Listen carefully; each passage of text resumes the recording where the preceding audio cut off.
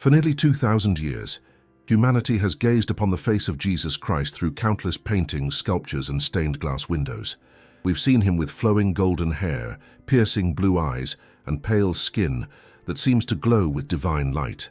This image has become so deeply embedded in our collective consciousness that for many, it has become inseparable from faith itself.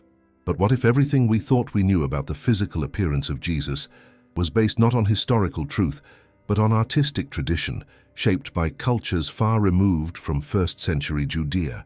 Deep within the ancient highlands of Ethiopia, hidden behind monastery walls that have stood for over 16 centuries, lies evidence that challenges our most fundamental assumptions about how Jesus actually looked. These discoveries, preserved by one of Christianity's oldest continuous traditions, offer us something extraordinary, a window into how the earliest disciples and their immediate followers actually described the man they walked beside, ate with, and ultimately died defending. This isn't about debunking faith or diminishing devotion. Rather, it's about uncovering historical truth that has been preserved in one of the most unlikely yet authentic repositories of early Christian knowledge. The Ethiopian Orthodox Church has maintained traditions and manuscripts in remarkable isolation from Western influence, creating a time capsule of early Christianity that scholars are only now beginning to fully appreciate. The implications of these discoveries extend far beyond academic curiosity. They touch the very heart of what it means to encounter Jesus as a historical figure who walked the dusty roads of Galilee, who sweated under the Middle Eastern sun, and who belonged to a specific time, place, and ethnic heritage. Understanding the historical Jesus doesn't diminish his spiritual significance. Instead, it grounds the incarnation in the reality that God chose to enter human history, not as an abstract universal figure, but as a specific person in a specific context. What makes the Ethiopian evidence particularly compelling is its independence from later Western artistic traditions. While European Christianity was developing its iconic imagery during the Renaissance, Ethiopian Christians were preserving descriptions and iconographic traditions that stretched back to the earliest centuries of the faith, untouched by the cultural and political forces that shaped Western art. Their geographic isolation wasn't just a historical accident. It was a preservative that kept ancient traditions remarkably intact. The question before us isn't whether Jesus was divine or whether faith requires historical accuracy about his appearance. Rather, it's about our willingness to seek truth wherever it leads us, even when that truth challenges comfortable assumptions. It's about recognizing that the incarnation means God entered a real world with real cultural contexts, and that understanding those contexts can actually deepen rather than diminish our appreciation for the Christian message. As we journey through this investigation, we'll examine multiple lines of evidence: ancient manuscripts preserved in Ethiopian monasteries, early Christian iconography from across the Middle East, archaeological findings about first-century Jewish populations, biblical texts in their original cultural contexts, and the convergence of traditions from communities that maintained independence from Western influence. Each piece of evidence will be evaluated with rigorous academic standards, distinguishing clearly between what we can verify historically and what remains in the realm of tradition or interpretation. This discovery matters because truth matters. It matters to believers who want their faith grounded in historical reality. It matters to historians seeking to understand the ancient world accurately. And it matters to anyone who believes that the best way to honor religious traditions is through honest investigation rather than comfortable mythology. The Ethiopian evidence doesn't ask us to abandon our faith or our cherished artistic traditions. It simply invites us to see Jesus more clearly as the historical person he actually was, a person whose message transcended his appearance while his appearance reflected the real world he inhabited. Prepare to have your assumptions challenged, your curiosity ignited, and your understanding deepened as we explore what may be one of the most significant historical discoveries about the physical appearance of Jesus Christ, preserved against all odds in the ancient highlands of Ethiopia. To understand why Ethiopian sources about Jesus' appearance deserve serious scholarly attention, we must first appreciate the unique position Ethiopian Christianity occupies in the history of the faith. Ethiopia embraced Christianity in the 4th century CE, making it one of the oldest continuously Christian nations on earth. This wasn't a late conversion influenced by European colonialism. Rather, it occurred within 3 centuries of Christ's life, when memories of the apostolic age were still relatively fresh, and before many of the theological and artistic conventions we know today had fully crystallized. The Ethiopian Orthodox Tewahedo Church traces its origins to the conversion of the Ethiopian eunuch, described in the Acts of the Apostles, chapter 8. While this specific connection remains a matter of tradition rather than verified historical fact, what is historically certain is that Christianity took deep root in Ethiopia during the reign of King Ezana in the early 4th century. This was a time when Christian communities across the Middle East, North Africa, and parts of Asia were still in relatively close contact, sharing texts, traditions, and teachings before later schisms would divide the Christian world. What makes Ethiopian Christianity particularly valuable for historical research is its remarkable preservation of ancient practices, liturgical traditions, and textual materials that disappeared elsewhere. Ethiopian monasteries became repositories for manuscripts that were lost in other regions due to persecution, political upheaval, or simple neglect. The mountainous terrain and relative isolation of these religious communities meant that texts and traditions were often copied and maintained with extraordinary fidelity across centuries. The Ethiopian Church preserved not only biblical texts, but also a rich collection of apocryphal writings, commentaries, and historical accounts that provide context for understanding early Christian beliefs and practices.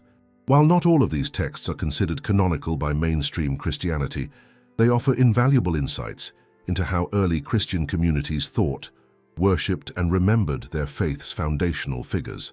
These texts circulated widely in the ancient Christian world before being lost in most regions, surviving primarily in Ethiopian Ge'ez translations.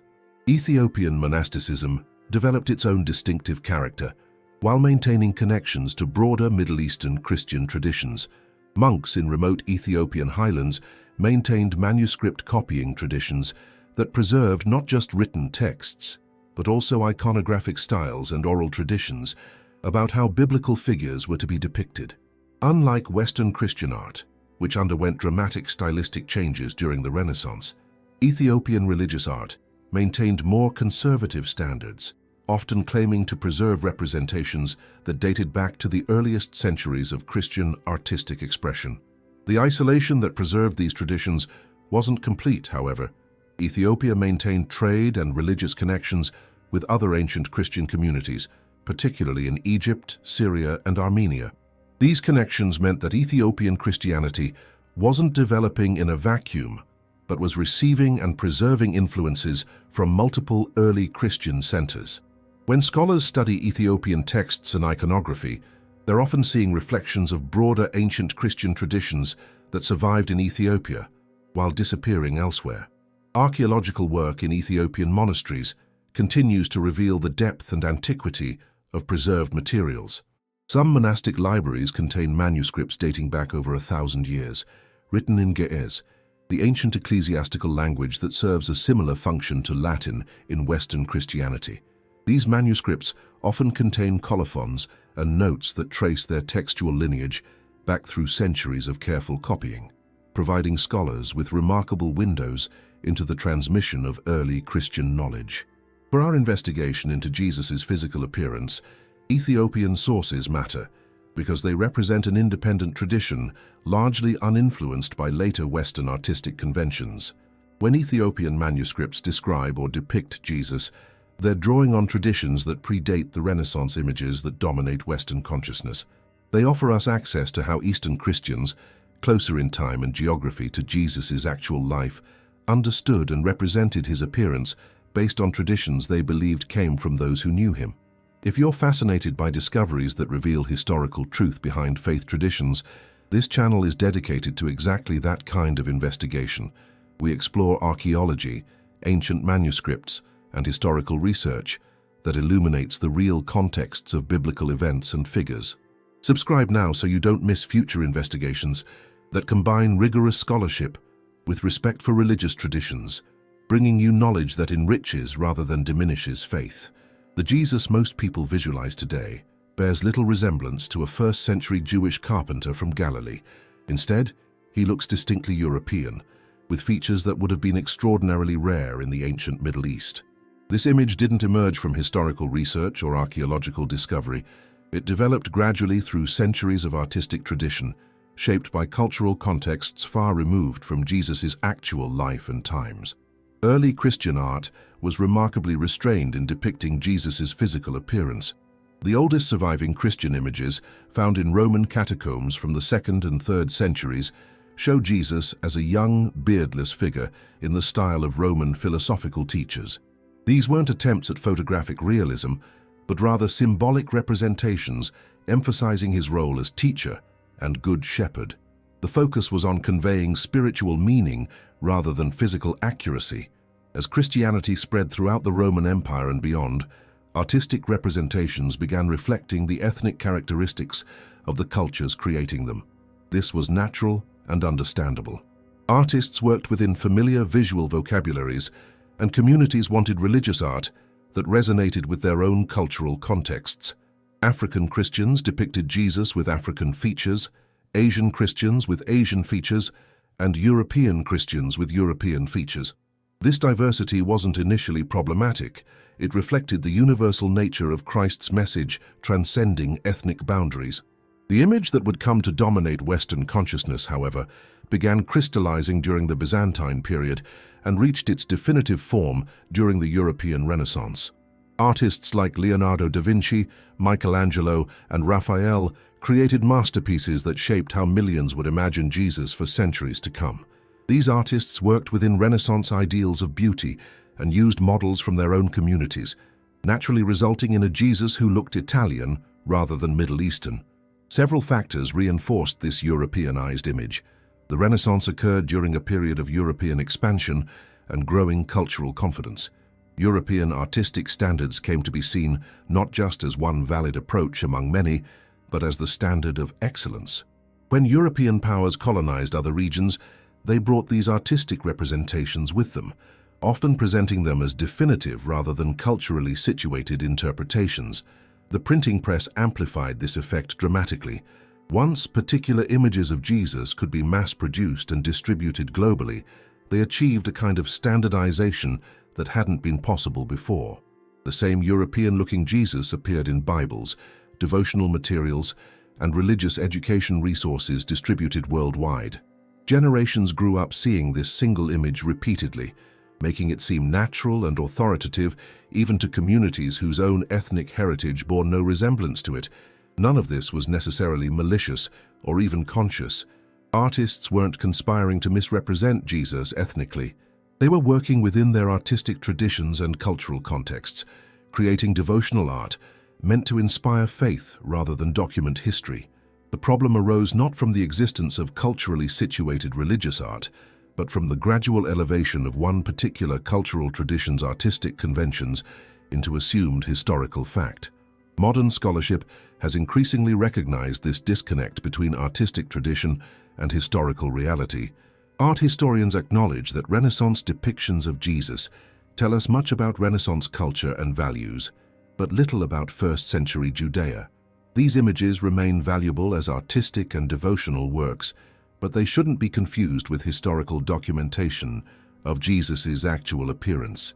Understanding this history doesn't require rejecting beloved artistic traditions. The Sistine Chapel remains magnificent, and countless Renaissance masterpieces retain their spiritual and aesthetic power. But recognizing them as cultural artifacts rather than historical records opens space for asking more honest questions about what Jesus actually looked like.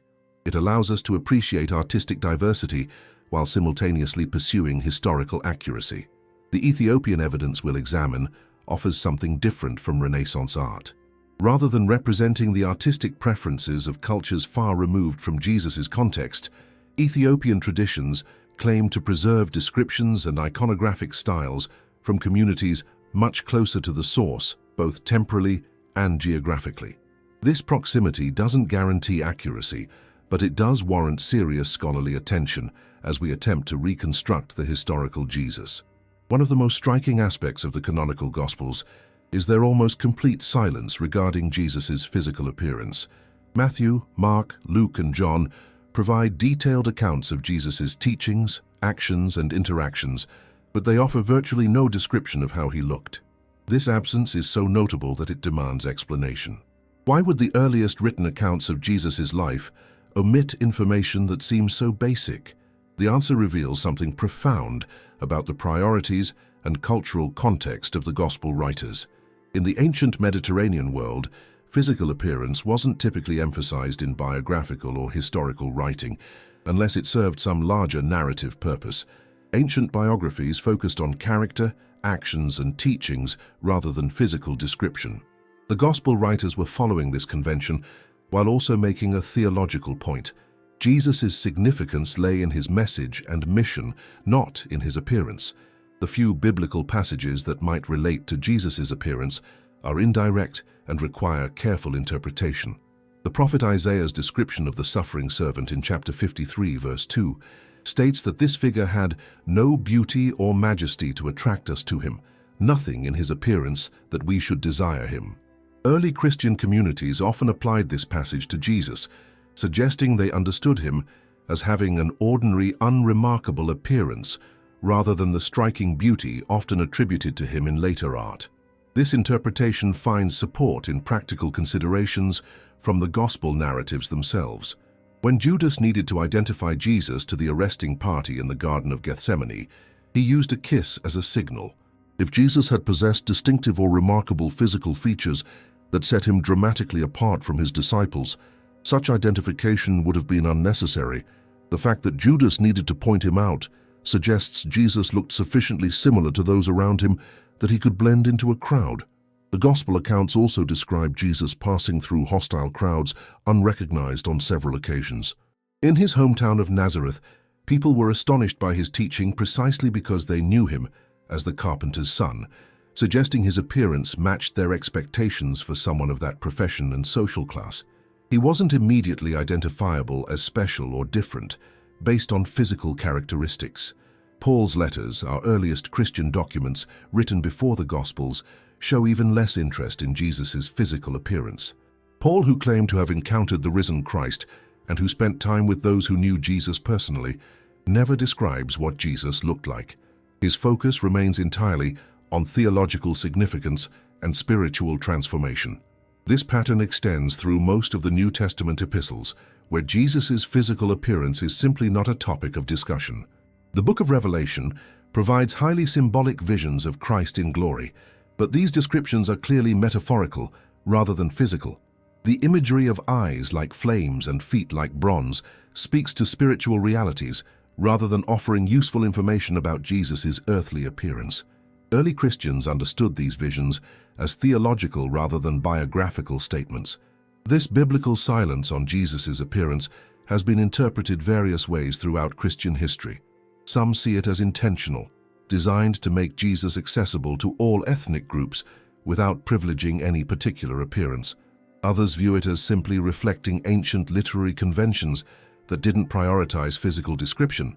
Still others suggest it indicates the early church's focus on spiritual rather than physical realities. What we can say with confidence is that the canonical Gospels provide no support for the specific physical features attributed to Jesus in later Western art.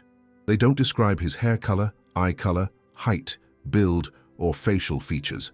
Any representations of Jesus claiming biblical authority for specific physical characteristics are reading into the text rather than out of it.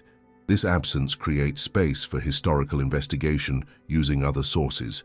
Since the biblical texts don't settle questions about Jesus' appearance, we must turn to archaeological evidence, historical records of first-century Jewish populations, and traditions preserved in early Christian communities. These sources can't give us photographic accuracy, but they can provide historically informed probabilities about how a Jewish man from Galilee in the early 1st century would likely have appeared. The biblical focus on message over appearance also carries theological significance. It suggests that God's incarnation in Christ wasn't about manifesting particular physical ideals, but about entering fully into human existence as it actually was. Jesus, as a 1st century Palestinian Jew, wasn't incidental to his mission, but integral to it. demonstrating that divine revelation occurs within specific historical and cultural contexts rather than abstractly. Have you ever noticed how the Gospels don't actually describe what Jesus looked like? What do you think this silence means for Christian faith and practice? Leave your thoughts in the comments below. Does Jesus' message become more or less powerful when we acknowledge we don't know his exact appearance? I'm genuinely curious about your perspective. While the canonical Gospels remain silent on Jesus' physical appearance, other ancient Christian texts provide descriptions that offer tantalizing glimpses into how early communities remembered or imagined what he looked like. These texts, often categorized as apocryphal or non-canonical, circulated widely in early Christianity and were valued by many communities even though they weren't ultimately included in the biblical canon. Understanding these sources requires distinguishing between their historical reliability and their value as evidence of early Christian traditions. The Acts of John, an early Christian text probably composed in the 2nd century, contains passages describing Jesus' appearance as changing depending on who was looking at him. While this obviously mythological element doesn't provide historical evidence about Jesus' actual appearance, it does reveal that early Christians were thinking about and discussing the question. The text suggests that Jesus' physical form was a topic of conversation and speculation within decades of his death, indicating communities wanted to know what he looked like, even if they lacked definitive information. More relevant to our investigation are texts that provide specific physical descriptions. Some ancient sources describe Jesus as being of moderate height, with dark hair and a beard, possessing features typical of his ethnic and regional background. These descriptions appear in various forms across multiple independent textual traditions preserved in different geographic regions, suggesting they may reflect actual memories or informed traditions rather than pure invention. The challenge with these sources lies in determining their historical reliability. Ancient texts describing Jesus' appearance were written decades or centuries after his death, leaving room for legendary development, theological interpretation, and cultural projection. Scholars must carefully evaluate each source, considering questions of dating, provenance, relationship to other texts, and consistency with what we know from archaeology and anthropology about first-century populations. Oral traditions present similar challenges and opportunities. In ancient Mediterranean cultures, oral tradition served as a primary means of preserving and transmitting information. Communities that valued certain teachings or memories would repeat them carefully across generations. While oral transmission inevitably involves some modification, research into oral cultures demonstrates they can preserve core information with surprising accuracy, especially when communities value that information highly. Early Christian communities had strong motivations to remember details about Jesus, even seemingly minor ones. The intensity of their faith commitment, the persecution they endured, and the centrality of Jesus to their entire worldview meant that information about him wasn't casually transmitted. People who risked death for their faith likely paid close attention to what they believed were authentic details about the person they worshipped. Ethiopian Christianity claims to preserve oral traditions reaching back to the earliest centuries of the faith. These traditions were eventually written down in various texts, but they allegedly originated as memories passed through communities that maintained direct or near-direct contact with apostolic age Christians. The geographic isolation of Ethiopian Christian communities meant these traditions developed without influence from later Western conventions, potentially preserving earlier forms. Syrian and Armenian Christian traditions offer parallel cases of communities, preserving distinctive traditions about biblical figures. These ancient churches, like the Ethiopian Church, maintained practices and beliefs independent from Western Christianity for centuries. When we find similar descriptions of Jesus appearing in Ethiopian, Syrian, and Armenian sources that developed independently, this convergence strengthens the case that they may reflect genuine early traditions rather than later inventions. Manuscript studies reveal fascinating details about how information was preserved and transmitted. Ancient manuscripts often contain marginal notes, commentary, and references to earlier sources. By studying these textual features, scholars can sometimes trace traditions backward through time, identifying which descriptions appear earliest and which developed later. This textual archaeology doesn't provide certainty, but it helps distinguish earlier from later material. The preservation of ancient manuscripts in Ethiopian monasteries deserves special attention. Some of these institutions maintained continuous manuscript copying traditions for over a millennium, creating textual lineages that scholars can trace and evaluate. When a manuscript claims to be copied from an earlier source, and when that claim can be partially verified through linguistic analysis and comparison with related texts, it provides evidence about the antiquity of the traditions being preserved. Non-canonical texts must be approached with appropriate scholarly caution. Their exclusion from the biblical canon doesn't automatically make them worthless historically, but it does mean they require careful, critical evaluation. Some contain valuable historical information or preserve authentic early traditions. Others reflect later theological developments or legendary embellishments. Distinguishing between these possibilities requires expertise in ancient languages, textual criticism, and historical context. What emerges from studying these diverse sources is a complex picture. We don't find unanimous agreement about every detail of Jesus' appearance, but we do find recurring patterns and consistencies that suggest underlying traditions. Multiple independent sources describe Jesus as having the physical characteristics typical of a first-century Jewish man from the Levant. These descriptions, when they appear in texts and traditions from different regions that developed independently, carry more weight than if they appeared in only one source or tradition. The value of these ancient manuscripts and oral traditions lies not in providing photographic accuracy, but in offering historically informed probabilities. They help us move beyond pure speculation toward descriptions grounded in evidence, however imperfect that evidence may be. When combined with archaeological and anthropological data, they contribute to a more complete picture of the historical Jesus. The Ethiopian materials that illuminate Jesus' appearance come from multiple sources within the ancient Christian tradition preserved in that region. These aren't singular discoveries in the dramatic archaeological sense, but rather a body of manuscripts, iconographic traditions, and textual materials that scholars have increasingly recognized as valuable sources for understanding early Christian perspectives on biblical figures. Ethiopian monasteries house extensive collections of religious manuscripts written in Ge'ez, the ancient liturgical language. Among these texts are copies of works that circulated throughout the early Christian world, but survived primarily in Ethiopian translation after being lost elsewhere. These include expanded versions of biblical books, early church histories, commentaries by ancient theologians, and descriptions of biblical figures that claim to preserve apostolic-era traditions. Some Ethiopian manuscripts contain detailed descriptions of Jesus' physical appearance that scholars believe may reflect very early traditions. These descriptions typically portray Jesus with features consistent with a Middle Eastern Jewish man of the 1st century.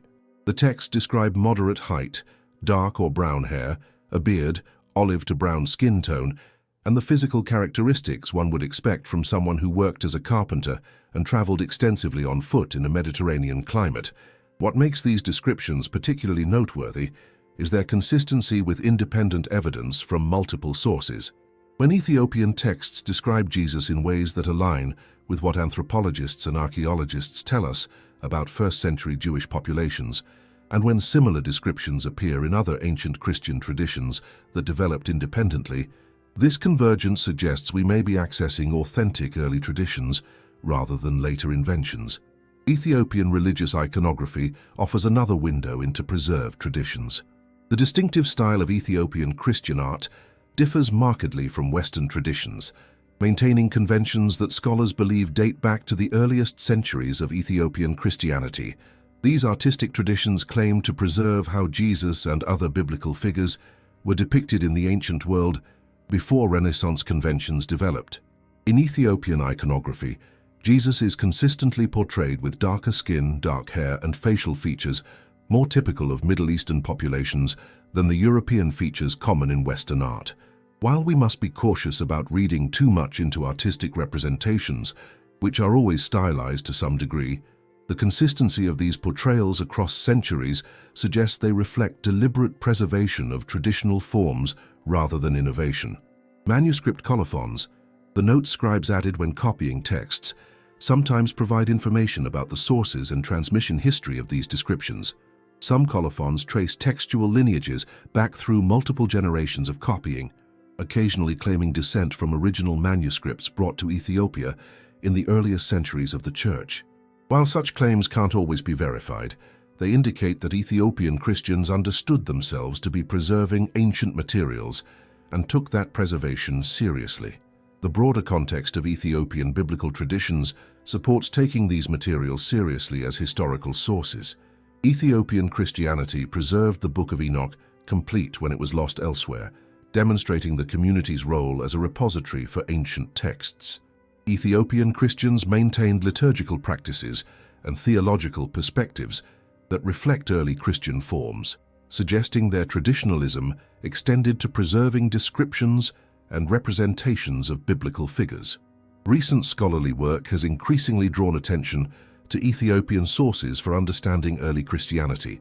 Researchers examining the transmission of biblical texts and traditions have recognized that Ethiopian manuscripts sometimes preserve readings and variants that illuminate how ancient communities understood Scripture.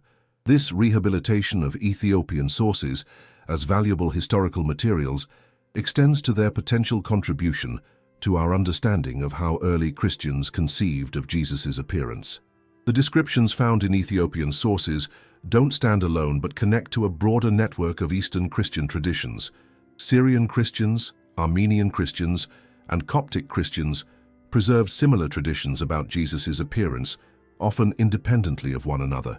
This geographic and cultural distribution of similar descriptions strengthens the argument that they reflect genuinely early traditions shared across the ancient Christian world before later divergence. It's crucial to acknowledge what these sources can and cannot tell us. They don't provide the precision of a photograph or even a detailed eyewitness description. The texts were written decades or centuries after Jesus' death, allowing time for modification and legendary development. Artistic representations are always stylized and influenced by contemporary aesthetic conventions. We must evaluate these sources critically rather than accepting them uncritically. However, when approached with appropriate scholarly caution, Ethiopian materials offer valuable evidence about how communities close to Christianity's origins understood Jesus' appearance. These weren't communities inventing representations from whole cloth centuries later and thousands of miles away from Jesus' context. Rather, they were communities that claimed connection to apostolic age Christianity, that preserved other ancient materials demonstrably, and that maintained traditions about Jesus' appearance consistent with what we know from other historical sources. The significance of the Ethiopian evidence lies in its independence from later Western traditions. When European artists of the Renaissance created their iconic images of Jesus, they weren't consulting Ethiopian manuscripts or considering Middle Eastern artistic traditions. The two streams developed separately, with Ethiopian sources maintaining contact with broader Middle Eastern Christian traditions, while Western Christianity moved in different artistic and cultural directions. This independence means Ethiopian sources can serve as a check against Western assumptions. If Ethiopian descriptions of Jesus matched Renaissance conventions despite developing independently, that might suggest those conventions accidentally captured some historical truth. But Ethiopian sources don't match Renaissance conventions. Instead, they describe and depict Jesus in ways consistent with his actual historical and ethnic context, suggesting they may preserve more historically accurate traditions than the Europeanized images that came to dominate global Christianity. The Ethiopian materials, combined with evidence from archaeology, anthropology, and other ancient sources, allow scholars to develop historically informed reconstructions of Jesus' likely appearance. These reconstructions can't claim certainty, but they represent our best understanding based on available evidence, grounded in serious scholarship rather than artistic convention or cultural projection. To understand what Jesus likely looked like, we must begin with the basic historical fact that he was a Jewish man from Galilee in the early 1st century. This simple statement carries significant implications for his physical appearance when we consider what archaeological and anthropological evidence tells us about populations in that region and period. Archaeological excavations throughout ancient Judea and Galilee have uncovered skeletal remains from the 1st century that provide direct evidence about physical characteristics of the population. Analysis of these remains indicates that Jewish men from this region typically stood between 5 feet 1 inch and 5 feet 5 inches tall, somewhat shorter than average heights in modern developed nations, but typical for pre-modern populations. Jesus, as a member of this population, would likely have fallen within this height range, unless he was unusually tall or short for his community. The climate and geography of ancient Palestine had significant effects on physical appearance. The region experiences intense sunlight much of the year, with temperatures often exceeding 90 degrees Fahrenheit in summer. People who lived and worked outdoors in such conditions, as Jesus did for most of his adult life, would have developed deeply tanned or naturally dark skin. The pale complexion common in Renaissance depictions of Jesus would have been highly unusual and impractical in this environment. Genetic studies of ancient populations from the Levant indicate that people in this region typically had brown or black hair, dark brown eyes, and olive to brown skin tones. While individual genetic variation always exists within populations, the dominant traits in Jesus' community would have been these Middle Eastern characteristics. Blue eyes, fair skin, and light hair, while possible through unusual genetic inheritance, would have been exceptional rather than typical in first-century Jewish populations. Jesus' profession as a carpenter carries additional implications for his appearance. Ancient carpentry was physically demanding work that shaped the body of those who practiced it. Carpenters worked with heavy timbers, used tools that required significant upper body strength, and spent much of their working lives on their feet. This lifestyle would have produced a muscular, work-hardened physique rather than the sometimes delicate or ethereal appearance depicted in certain artistic traditions. The physical demands of Jesus' ministry reinforced these effects. The Gospels describe him traveling extensively throughout Galilee and Judea, walking long distances between towns and villages. This peripatetic lifestyle in challenging terrain would have required considerable physical fitness and endurance. Someone who regularly walked 20 or more miles in a day, often in harsh weather conditions, would have possessed the lean, strong build that such activity necessitates. Cultural practices of first-century Jewish men also affected appearance. Most Jewish men wore beards as both religious custom and cultural norm. Hair was typically worn relatively short, though not as short as modern Western standards. Clothing consisted of simple tunics and robes appropriate to the climate and modest by religious standards. These cultural norms provide context for understanding how Jesus would have appeared to his contemporaries. Nutrition and health conditions in the ancient world produced different physical results than modern diets and medicine. Dental health was generally poor by modern standards, with tooth decay and loss common even among relatively young adults. Skin conditions, scars, and other marks of a hard life would have been normal. The idealized, unblemished appearance of Jesus in much religious art reflects artistic convention rather than historical likelihood. Scientific research has attempted to create reconstructions of what a typical first-century Jewish man from Galilee might have looked like. These reconstructions, based on skeletal remains, genetic data, and knowledge of ancient populations, consistently show a man with Middle Eastern features, darker skin, dark hair and eyes, and a sturdy but not exceptionally tall build. While these reconstructions can't claim to show Jesus specifically, they represent the physical characteristics he most likely shared with his community. The implications of understanding Jesus as a Middle Eastern man extend beyond mere physical description. They remind us that the incarnation occurred in a specific historical and cultural context. God didn't enter human history as an abstract, universal figure, but as a particular person belonging to a particular people in a particular place and time. This specificity is theologically significant, grounding Christian claims about incarnation in concrete historical reality. Recognizing Jesus' Middle Eastern appearance also challenges centuries of cultural appropriation and projection. When European Christians depicted Jesus as European, African Christians as African, and Asian Christians as Asian, they were naturally contextualizing faith within their own cultural frameworks. However, unlike Christ's message, which transcends culture, his physical appearance was culturally specific. Acknowledging this specificity doesn't diminish his universal significance, but rather honors the historical reality of God's self-revelation. Modern Middle Eastern populations don't look identical to ancient ones due to centuries of migration, intermarriage, and genetic drift. However, studying contemporary populations from the region provides some guidance about likely features. Palestinian Arabs, Mizrahi Jews, and other Levantine populations today display the range of physical characteristics that would have been present in ancient times, offering modern reference points for understanding Jesus' likely appearance. The historical Jesus' appearance matters because truth matters. Perpetuating images known to be historically inaccurate, however beautiful or devotionally meaningful, involves choosing comfortable falsehood over challenging truth.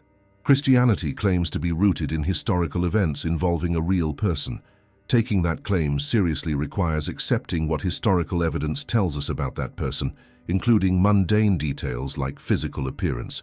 The Incarnation means God embraced the full reality of human existence in a specific body at a specific time and place.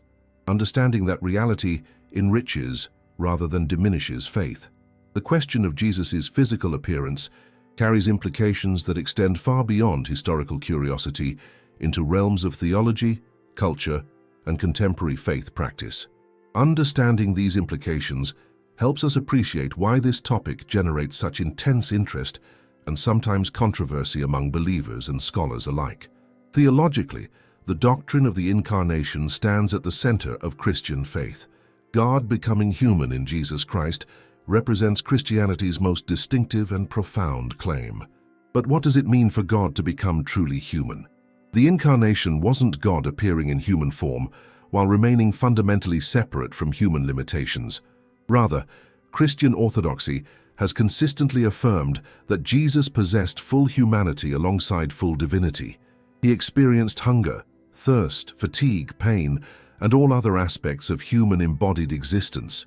If Jesus possessed full humanity, then he necessarily possessed specific human characteristics, including ethnicity, culture, and physical appearance.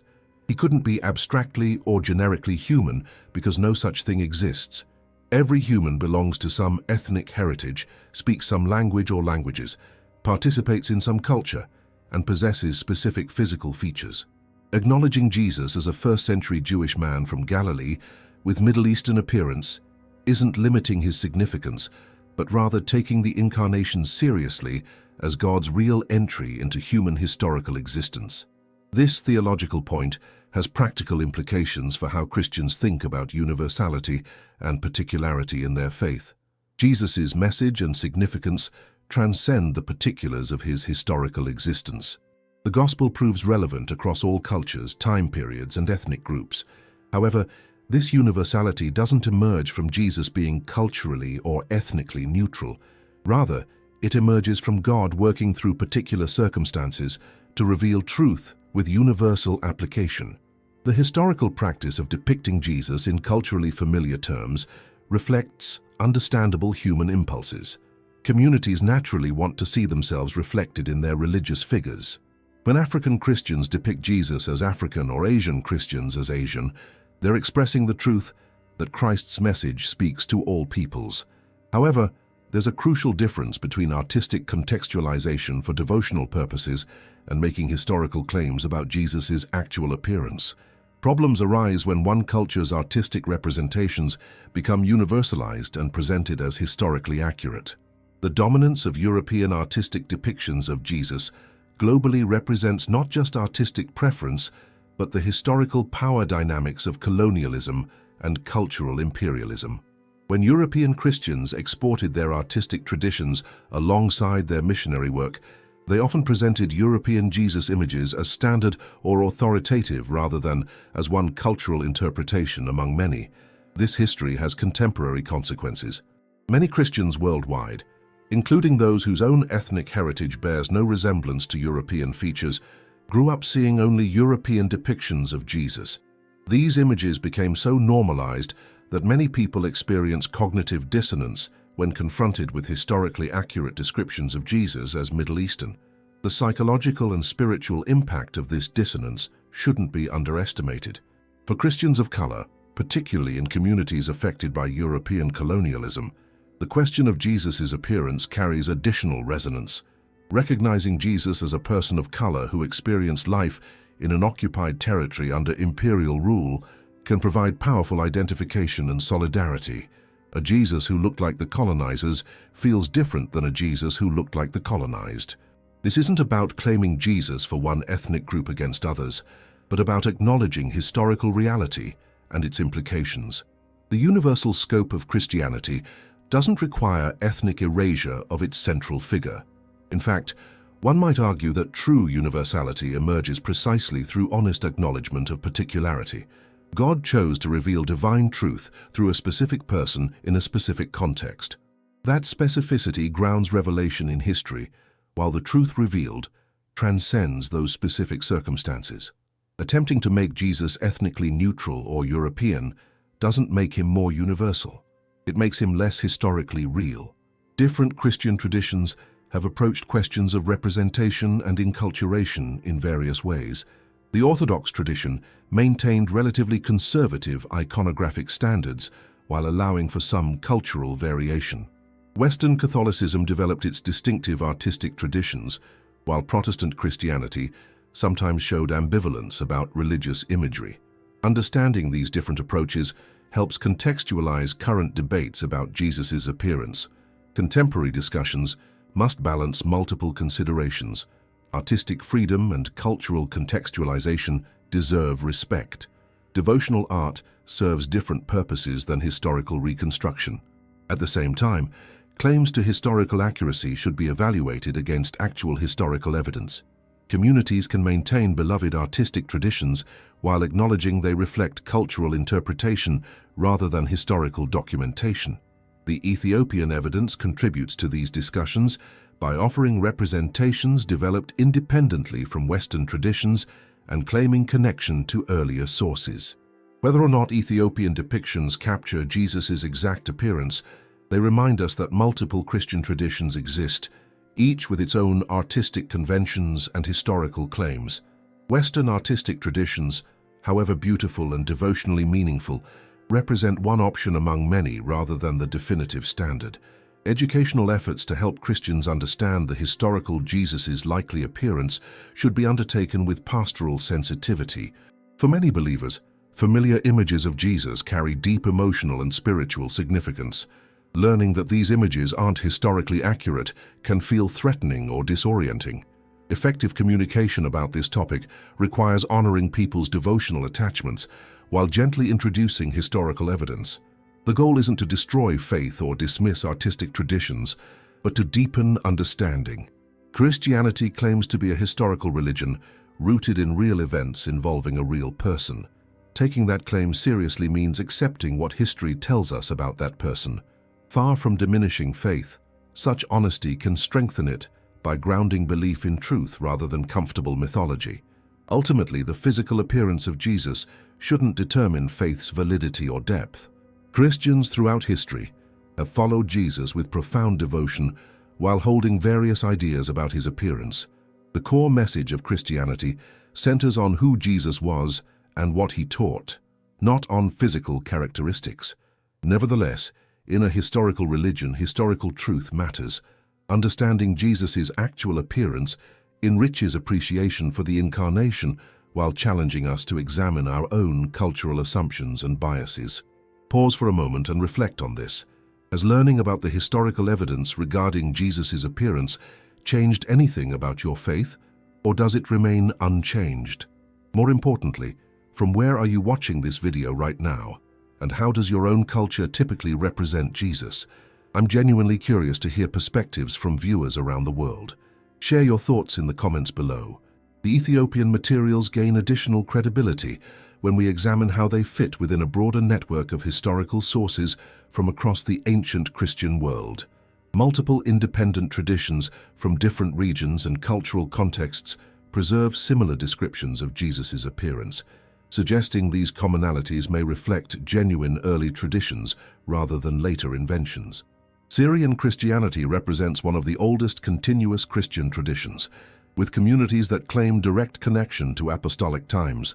Syrian churches preserved texts and traditions in Aramaic, the language Jesus himself spoke, maintaining linguistic and cultural links to Christianity's origins.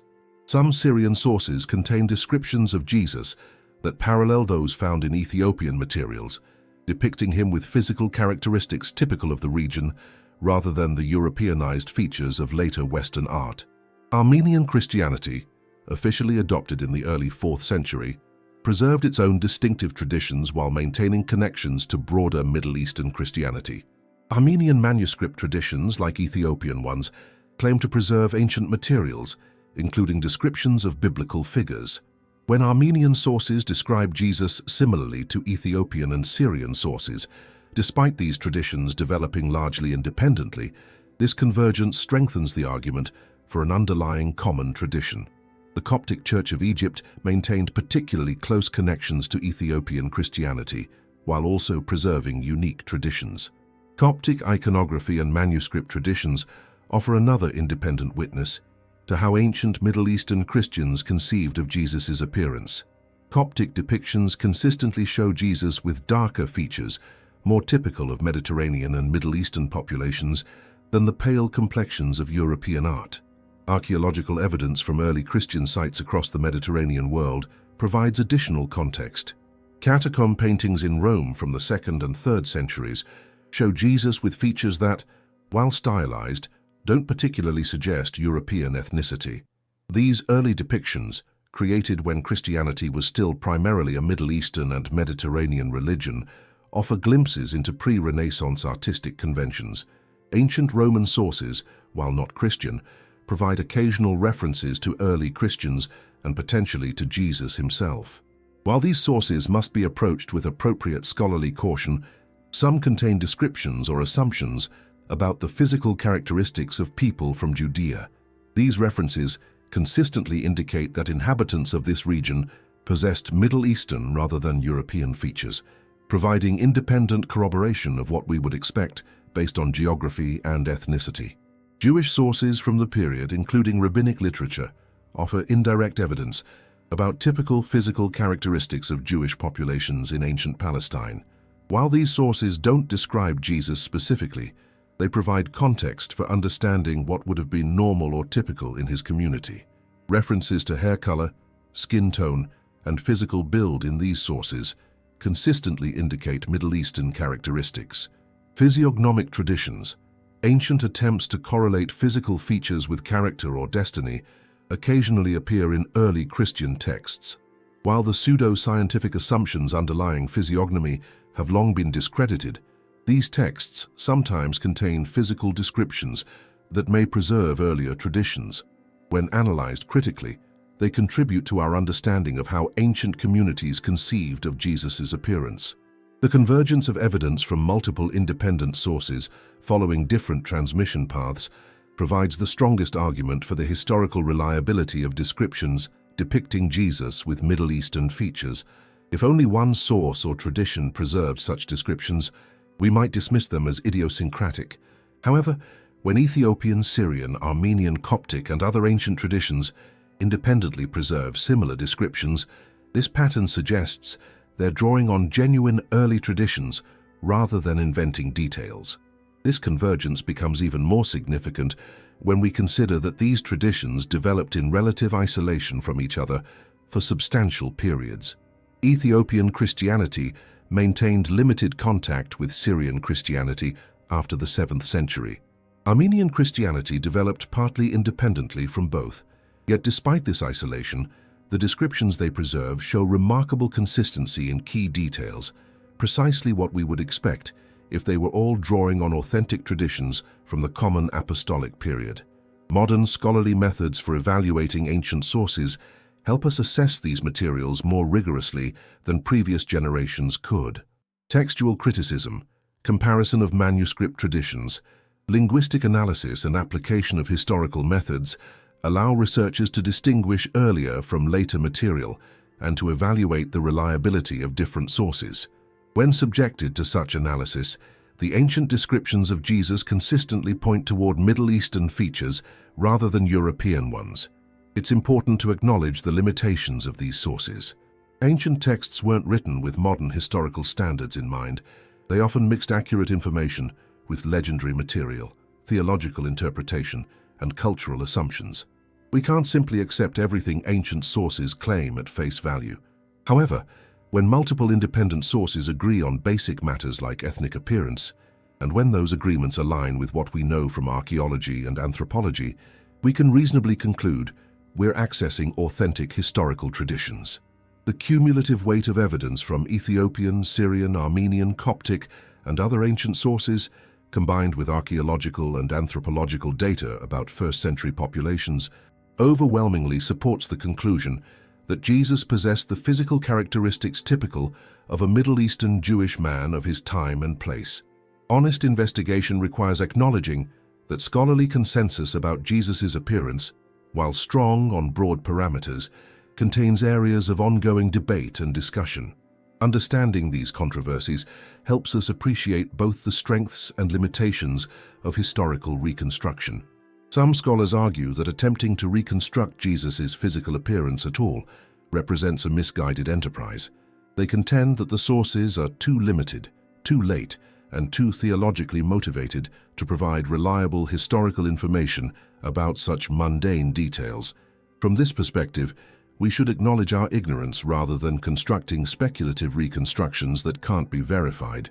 This position emphasizes the importance of distinguishing between what we can know with confidence and what remains speculation. Other scholars defend the project of historical reconstruction while acknowledging its limitations.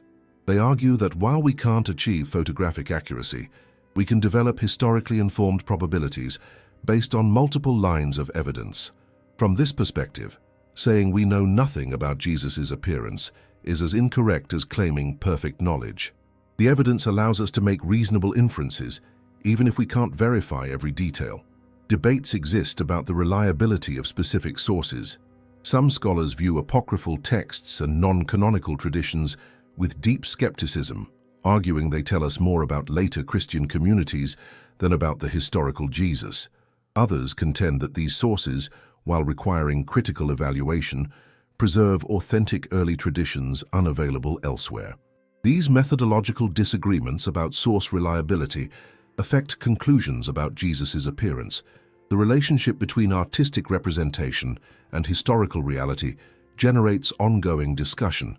Art historians and theologians sometimes emphasize that religious art serves devotional rather than documentary purposes, arguing that criticizing European depictions of Jesus for historical inaccuracy misunderstands their function. Others respond that while acknowledging art's devotional purposes, we should still distinguish clearly between artistic tradition and historical claim. Questions about the evidential value of Ethiopian, Syrian, and other Eastern Christian sources reflect broader debates about how to evaluate traditions from outside the Western mainstream. Some scholars approach these sources with skepticism born from lack of familiarity or assumptions about Western superiority. Others argue that serious scholarship requires examining all available sources regardless of their geographic or cultural origin, particularly when those sources may preserve perspectives lost elsewhere. Anthropological and archaeological methods for reconstructing ancient appearances have improved dramatically, but still face challenges. Skeletal remains provide valuable data about height, build, and health, but can't determine features like eye color, hair color, or precise skin tone. Genetic studies of ancient populations face limitations from sample size and preservation issues. Extrapolating from modern populations to ancient ones requires caution. These methodological challenges mean reconstructions involve informed inference rather than certainty. The intersection of faith and history in Jesus studies creates additional complexity. Some scholars approach the topic from positions of religious faith, others from secular perspectives, and still others from somewhere between. These different starting points can influence methodology, interpretation of evidence, and conclusions. Ideally, scholarly rigor should transcend these divisions, but complete objectivity remains elusive in studying religiously significant topics. Political and cultural dimensions affect these discussions in ways scholars must acknowledge. Questions about Jesus' ethnicity and appearance intersect with contemporary debates about race, colonialism, and cultural appropriation. Some scholars worry that emphasizing Jesus' Middle Eastern appearance serves political agendas rather than historical truth. Others argue that acknowledging historical reality, regardless of political implications, represents the only honest approach. The proper role of speculation in historical reconstruction generates disagreement. When evidence is limited, how much inference is appropriate? Some scholars advocate conservative approaches that claim only what sources explicitly state. Others argue for more creative reconstruction that draws reasonable inferences from available evidence. Finding the right balance between excessive caution and unwarranted speculation challenges all historians working with ancient sources. Interdisciplinary approaches combining history, archaeology, anthropology, art history, and theology offer the most promising path forward. No single discipline possesses all necessary tools and perspectives. Historical texts must be evaluated using textual criticism and historical methods. Archaeological evidence requires appropriate archaeological expertise. Anthropological and genetic data demand scientific rigor. Theological implications need theological sophistication. Synthesizing insights from multiple disciplines while acknowledging each one's limitations provides the best foundation for informed conclusions. Despite these controversies and limitations, broad scholarly consensus exists on key points. Jesus was a first-century Jewish man from Galilee who would have possessed physical characteristics typical of that population. He would not have looked like Renaissance European depictions. Beyond these basic parameters, details remain debatable, but the fundamental historical reality admits little doubt among serious scholars, regardless of their other disagreements.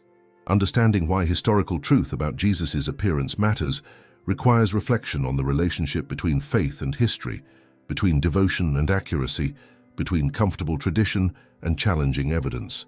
These relationships have always stood at the heart of Christianity's claims about itself. Christianity distinguishes itself from purely mythological or philosophical religions through its insistence on historical foundation. Christians don't merely claim that certain ideas are true or that certain stories convey important meanings.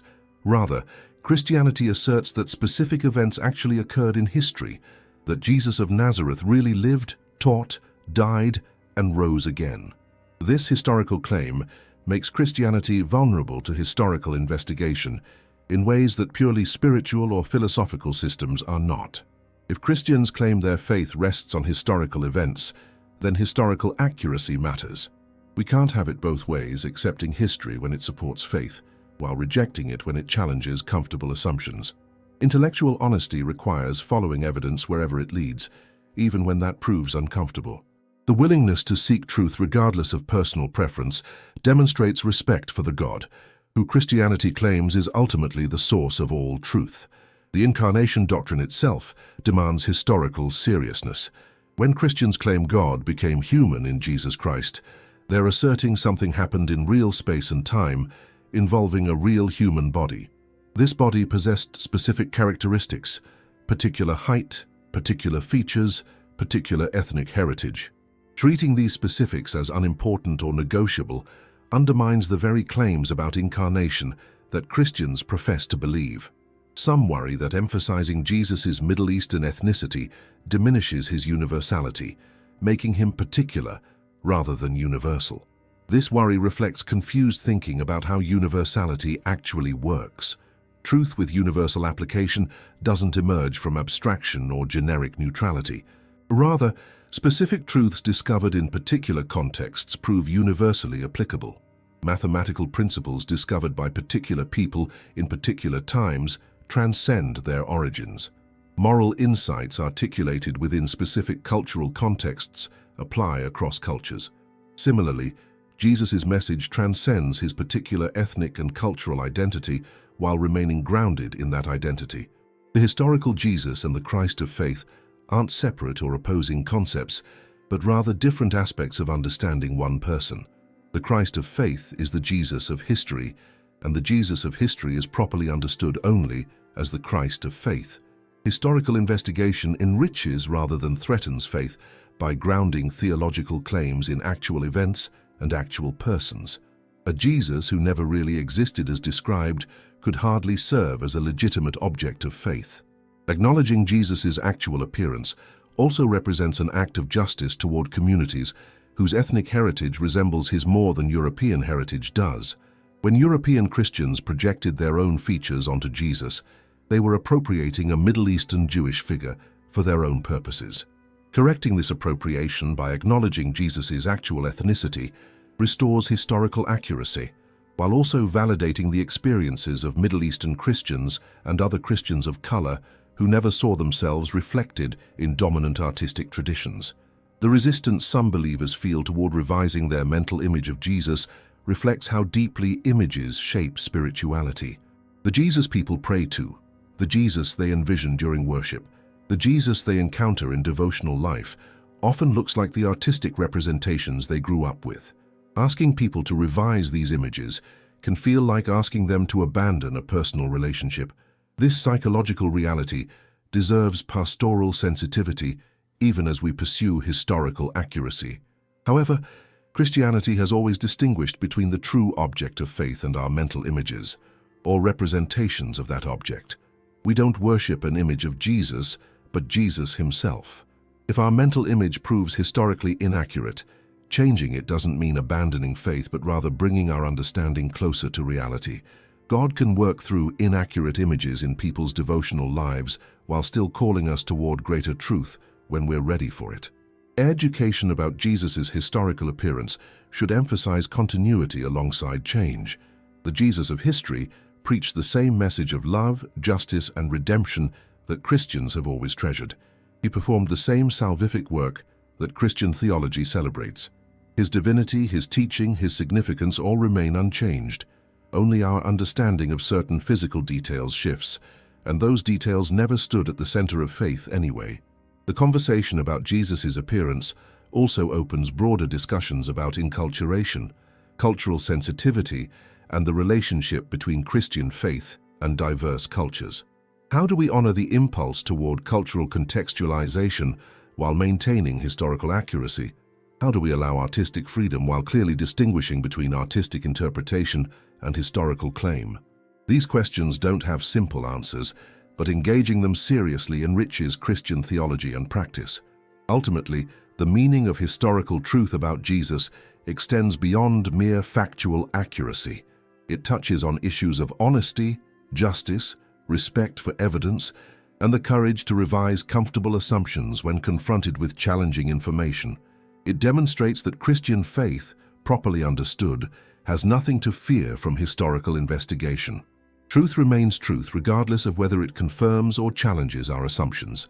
A faith that requires historical falsehood for its maintenance isn't worth maintaining. A faith strong enough to embrace historical truth, however uncomfortable, demonstrates the kind of intellectual courage that honors the God who Christians claim created reality itself.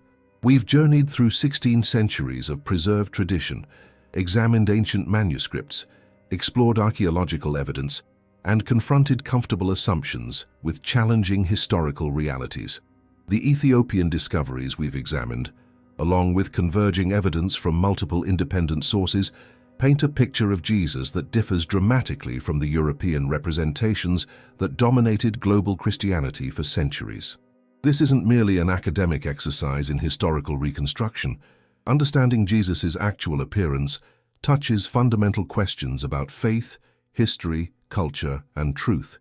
It challenges us to distinguish between what Christianity actually claims and what cultural traditions have added to those claims. It invites us to take the Incarnation seriously as God's entry into specific human historical existence rather than abstract universal humanity. The evidence overwhelmingly indicates that Jesus of Nazareth possessed the physical characteristics typical of a first-century Jewish man from Galilee. He had olive to brown skin adapted to the Middle Eastern sun. His hair was dark brown or black, his eyes brown. He stood roughly 5 feet to 5.5 feet tall, with the muscular build of a working carpenter who traveled extensively on foot. He wore the simple clothing of his culture and time. He looked, in short, like the Middle Eastern Jewish man he was. This historical reality doesn't diminish Jesus' significance or his message's universal application. Rather, it grounds Christian claims about incarnation in actual history. It reminds us that God chose to reveal divine truth through a particular person in a particular context, trusting that truth to transcend its particular origins. It validates the experiences of Christians whose ethnic heritage resembles Jesus' own, while challenging all Christians to examine how culture shapes their understanding of faith. The Ethiopian Christian tradition deserves recognition and gratitude for preserving materials that illuminate these historical realities. While the West was developing artistic traditions that would dominate global consciousness, Ethiopian Christians maintained connections to earlier forms, preserving descriptions and depictions that reflected Jesus' actual context. Their role as guardians of ancient Christian knowledge extends beyond this single issue to many aspects of early Christianity that survived primarily in Ethiopian preservation. Moving forward requires balancing multiple considerations.